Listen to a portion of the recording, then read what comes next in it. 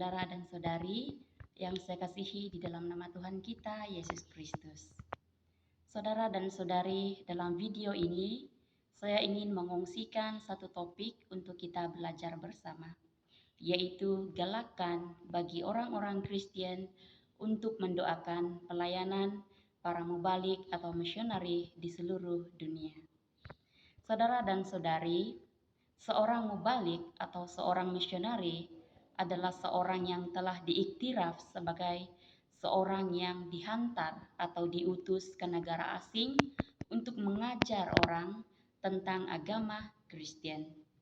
Dalam arti kata lain, seorang mubalik atau seorang misionari adalah seorang yang telah mengalami kasih Bapa sehingga dia terdorong untuk mengongsikan kasih Bapa yang dia alami kepada orang-orang yang sama sekali tidak mengenal Allah. Nah, saudara dan saudari, pelayanan seorang misionari bukanlah sebuah pelayanan yang mudah, tetapi mereka perlu berhadapan dengan berbagai kesukaran, risiko, dan penyangkalan diri. Nah, saudara dan saudari, melihat kepada cabaran pelayanan yang dihadapi oleh para misionari, di sini kita perlu sadar bahwa kita sebagai orang-orang Kristen, kita perlu mengingat pelayanan para misionari kita, karena tanpa mereka, kita tidak akan mendengar tentang Injil.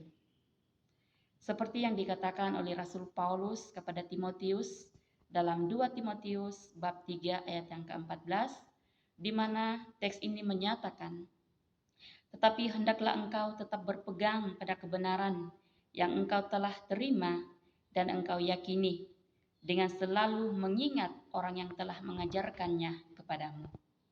Nah, saudara dan saudari yang saya kasihi di dalam nama Tuhan kita, Yesus Kristus, jika kita membaca ulang ayat ini, khususnya dalam ayat 14b, yang menyatakan dengan selalu mengingat orang yang telah mengajarkannya kepadamu.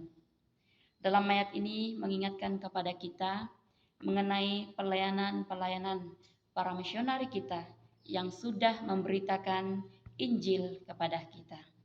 Nah, saudara dan saudari, untuk mengingat usaha dan pengorbanan para misionari, saya mendorong kita sebagai orang percaya untuk mengingat akan pelayanan para misionari di seluruh dunia dengan meluangkan waktu sekurang-kurangnya 1 jam atau lebih dari itu untuk mendoakan pelayanan mereka. Karena pelayanan yang mereka lakukan ada banyak cabaran yang harus mereka lalui.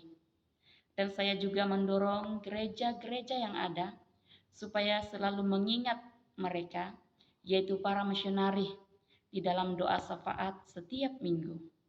Mengapa kita perlu mendoakan mereka? Karena inilah peranan kita sebagai orang percaya, yaitu mendoakan para misionari. Karena tanpa mereka, tiada yang akan bekerja untuk tuaian yang banyak itu. Dalam Injil Matius bab 9 ayat 37 hingga ayat 38 menyatakan, "Maka katanya kepada murid-muridnya, tuaian memang banyak tetapi pekerja sedikit.